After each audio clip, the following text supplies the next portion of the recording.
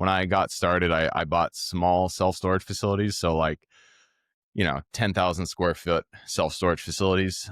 I thought that would protect me because I thought, small, there's a less risk. It's not, I don't have as much on the line, so I can't lose as much. And I felt like I was being responsible, or being conservative like that, but it's actually more dangerous to buy small properties because you don't have as much income. Essentially, you don't have as much cash to deal with issues when they arise. Welcome to the Real Estate Pros Show, where we interview real estate investing professionals from coast to coast, as well as the service providers that serve the real estate investing industry. Our goal is simple: share what's working now to help you improve and scale your business to the next level and meet the pros that can help you get there. Real Estate Pros is powered by Investor Fuel, America's leader in helping real estate investors and professionals build the business you need to live the life you've always dreamed of. Let's start today's show. Property insurance for real estate investors doesn't have to be difficult, but it does need to be there to protect you when you need it. MyInvestorInsurance.com not only provides insurance at 15 to 30% cheaper than traditional agencies, it's built specifically for real estate investors like you.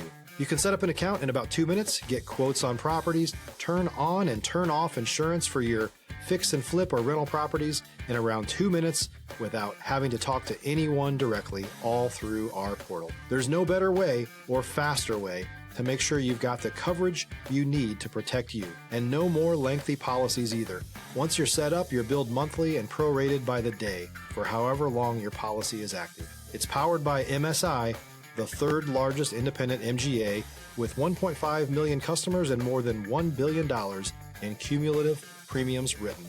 Get set up today in about 2 minutes at myinvestorinsurance.com/fuel. Hey folks, welcome back to the show. Today's guest, Gabe Petersen, is a commercial investor with Kaizen Properties, and he's also the host of the Real Estate Investing Club podcast on YouTube. He took a $19,000 investment to a multi-million-dollar portfolio in 4 years. Gabe, welcome to the show.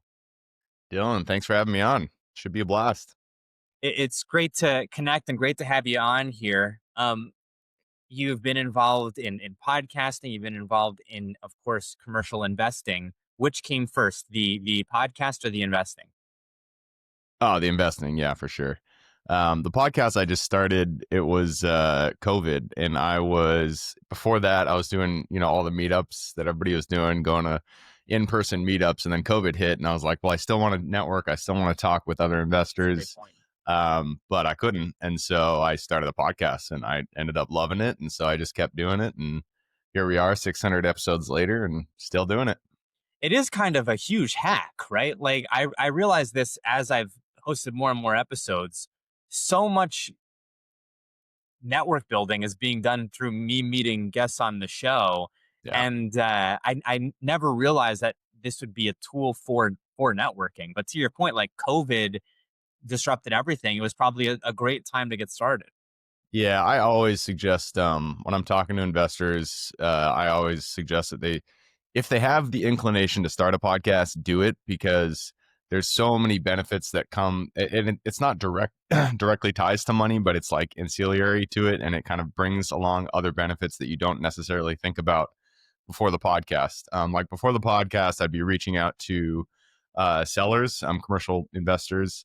And it was just my name and there was nothing else. They didn't have any context. And so you'd get these curt responses. And then I noticed once I started the podcast and I had that name behind me, I had that like inbuilt authority that I would get better responses from sellers. And so it helped with closing deals.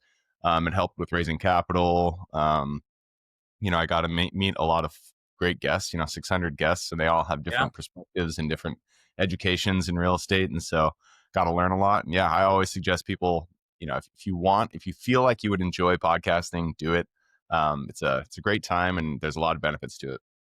Do you think folks who are, managing a personal portfolio or realtors or lenders who already have a successful business and they're thinking, well, I don't want to add something that's going to be, taking up too much of my time. Could they do one episode a month or every couple of weeks, would that add anything, or do they really need to be like every week or every other week? Stop living on an island and join the #1 mastermind in America for professional real estate investors. Investor Fuel is a community of hundreds of the nation's top investors working together to build stronger businesses and better lives. In addition to the amazing community of real estate investors acting as a board of advisors for one another, Investor Fuel members have access to 100% funding on purchase and repairs for our members only, a health insurance program, and benefits and discounts that more than pays for the membership of most of our members, meaning it's actually costing you money to not be a member of Investor Fuel. If you're looking to scale your business and build a business that allows you to live the life of your dreams, please visit investorfuel.com today and book a call with our team. No, I mean, so long as you do follow a schedule, it can't be like once a year because then you don't have enough consistency. But even once a month is something. And it just shows that you're on the scene, you're still engaged, you're still, going out there talking to people. It doesn't have to be, we do twice a week. We originally started out with 5 times a week, but that was just too much. And my main business is real estate. That is what I do primarily. And podcasting is just kind of a side thing. And so 5 times a week was too much. So I put it down to just twice a week. And I run my podcast. It's 4 hours on Friday, and that's the entire extent of everything, of the entire podcast. And it's a lot easier once you get the systems up, and the guests just kind of come in, and you just sit down on a Friday and have some conversations and build your authority. It's probably, I don't know if anyone's mentioned this to you. It's probably a good change of pace too, right? Like, because you Monday through Thursday you've got one block, and then Friday you're like, okay, I'm mixing it up on Friday. You maybe even look forward to that. Yeah. It's fun just to kind of sit down, and I focus 100% on mobile home parks, RV parks, self-storage facilities. I love those niches, those assets. But I really like all types of real estate, and so it's really fun to just sit down and talk with people who are investing in land, who are developers, who are doing short-term rentals. You name it. I like learning about the other strategies and kind of picking their brain. And so it's fun to at the end of the week kind of decompress, hear about what other people are doing, that kind of stuff.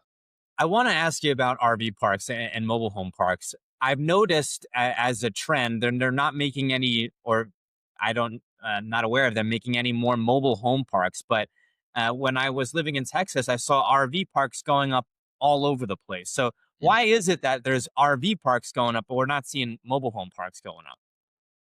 It's because most cities don't want mobile home parks. That is my guess what the primary reason for it is. It's difficult to build mobile home parks because cities push back. They don't want them. RV parks are also, they can be operated as a mobile home park. And we actually like that model. It's called long-term stay RV parks, where a guest will come in, they'll stay, multiple months, and basically live at your park. And so there's a lot of reasons, but my guess is, I'm not a developer, so I don't really look into the numbers behind development, but my guess is the cities push back. And then also, the demand for RV is a little bit higher, but you can still have those people live on, you can operate as a mobile home park by having those long-term stay guests there. Are you seeing any drift from the single family residential space into like RV parks from maybe a different type of buyer than we would normally assume would be looking at RVs? Are folks who are maybe, for whatever reason,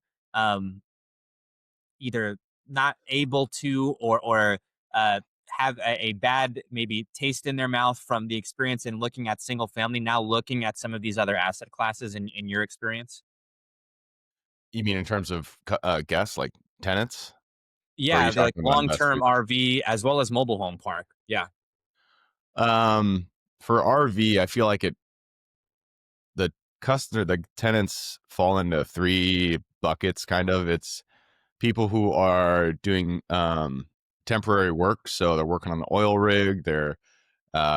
They have a contract at whatever company, and they're going to be there for a couple months. So they bring an RV and they just stay there temporarily. There are, especially in Texas, in the South, there's snowbirds, people who come for a season and then they leave. And then there are people who are really driven by the economics of it. $400 a month beats any rent out there. And so there's a lot of people that are incentivized by the money itself. Um, but in terms of stealing from single family, I don't really feel. There are other people who can speak better at this topic. I don't really know. I don't really feel that. You know, I don't talk with tenants on the daily, In the but single family space, sure, yeah. yeah, but I don't really feel like single family people who would have otherwise rented a single family house are moving into RV parks. It could Yeah. be. I'm just not sure. If you're looking for consistent, high-quality leads, look no further than Investor Machine. Investor Machine isn't just another agency, it's the most sophisticated, data-driven lead generation company on the planet for real estate investors, and serves the role of being not just a lead generator for your business, but a marketing partner that is helping you achieve your goals along the way. Go to investormachine.com to learn more and schedule a call with our team today.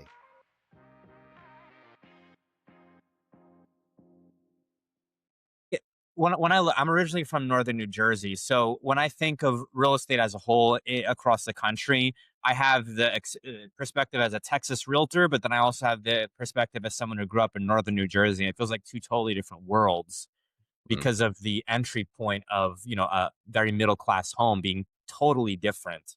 yeah. And I'm looking at it like, well, how can people afford homes in northern New Jersey? Who is affording those homes?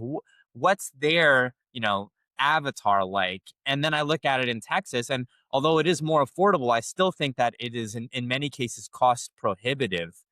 And I forget what the exact age is, but don't quote me on this. I want to say like the average age of a home buyer this last year was either late 40s or early 50s. Oh Um, wow, really? and so that was very surprising to me. I Mm, didn't think it would be that age bracket, but at the same point in time, I'm looking at, well, who are my peers and what's their experience like with homeownership? And as someone who's worked with a lot of investors, I've seen tremendous interest from investors in mobile home parks, RV parks, mm. like self storage as well. And that's made me think, hey, I wonder if there's more interest from the general public. Um, but I think the interest on the investing side is just it's just social media driven. I mean, they are great asset classes, but the interest is from the fact that they were kind of niche investments, and so not a lot of people were interested in investing in them, and they were kind of overlooked in a lot of cases. So you can get great cap rates, and then people realized this. Then the hype train started to move, and so you got a lot of interest in them just from the people thought they could get better deals on the RV, mobile home, self storage side.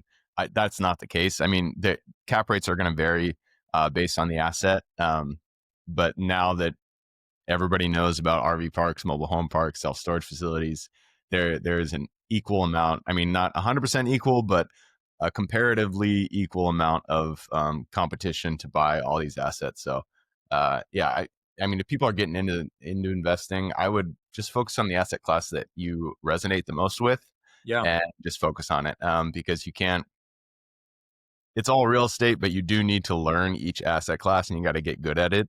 And so, if you just choose one and then stick with it for 10 years, that's the way to go. And don't worry really about what other people are investing in. All asset classes work. You can buy industrial, you can buy mobile home parks, RV parks, multifamily, whatever. It all works. Land without anything on it, you can buy that. yeah. Just stick with something and focus on it.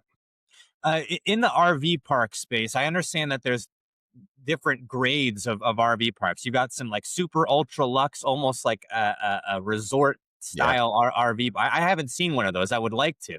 I've heard that they're all over the place. I got to go see one. And then you've also got what maybe more people are accustomed to, which is basically a space to put an RV, but nothing ultra glamorous. Do you have a segment that you look at more so than others within the RV space? We do not look at the higher end RV parks. The ones that have some of them have community home or community buildings. They have like water slides. They have crazy stuff on them. We don't look at that. We just look at your run of the mill, bring in your RV, plug in, and live there kind of stuff. Now, for folks who are newer to the RV park space, um, I think from the outside looking in, you look at it and you say, okay, well, that's not a tremendous amount of maintenance that goes into it. Like maybe septic is the biggest thing that comes up. Are there any things that you would advise, newer RV park investors to look at before jumping into the space? If you're a new or newer real estate investor looking to launch or grow your real estate investing business, please check out Investor Fuel Club. It's a coaching community, but unlike anything you've ever seen before. And you can actually partner with members of our mastermind from coast to coast on deals right in your market.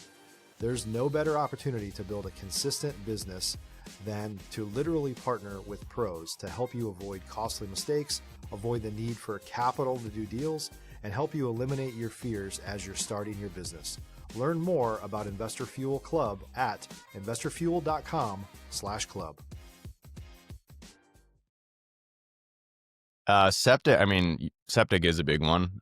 We've bought a mobile home RV park that one of the septics failed, and the county had updated their codes, and so the type of the gravity septic tanks, it wasn't allowed anymore, and so you had to get this fancy $50,000 septic tank, and cost a lot of money, took a lot of time. So septic tanks are definitely a big thing to be aware of. Sure, you don't have that ongoing operating expense or expense of, like if you were to just pay for city sewer, but you do have every once in a while, one's going to go out and you have to spend $50,000 to get the thing fixed. So, septics are big, but outside of that, look at their water expense. If it's really high, you might have breaks in the line. That's an easy one to fix, and a good way to add value. But it really is utilities, and then you're going to have a common area. You might have laundry on site, and those, there's not a ton there to worry about. Besides your just standard, utilities. It's the lines in the ground that matter the most. Is there any, and I don't know because I'm not in the space, but is there any movement to like have RV plots effectively that are for sale versus for rent? Would someone come in and say, hey, we've got septic here, Yeah. this is ready to go, we're going to sell this within this community, there's an HOA fee or what have you? Is that happening anywhere in the RV park space? I have not heard of that. It is happening in the self-storage space. They're selling like condos, basically like storage condos. But I've not heard of that in the RV space. Even in mobile homes, I haven't really heard of that. When they do, you're subdividing this lot into, a bunch of individual plots, and but in terms of like selling it as like a condo type of legal structure, I haven't heard of that. I'm sure somebody's thought of that, but I personally haven't heard of it.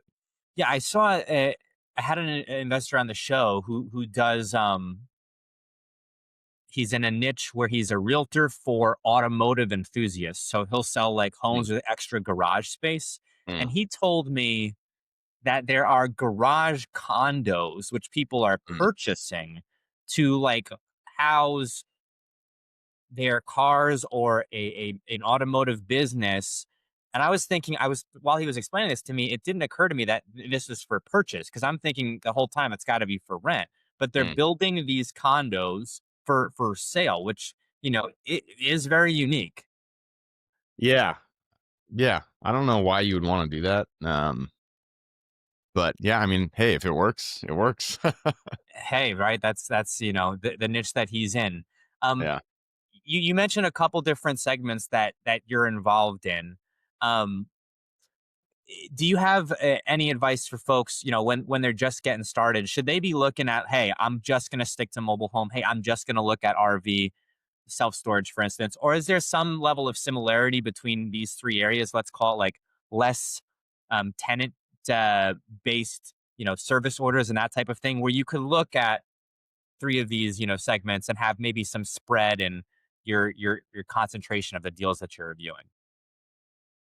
I'm not sure I understand the question, but Like if new investors, basically, should they narrow should in they on invest just in? one of those segments, or can they be looking at deals in all three of those? Yeah.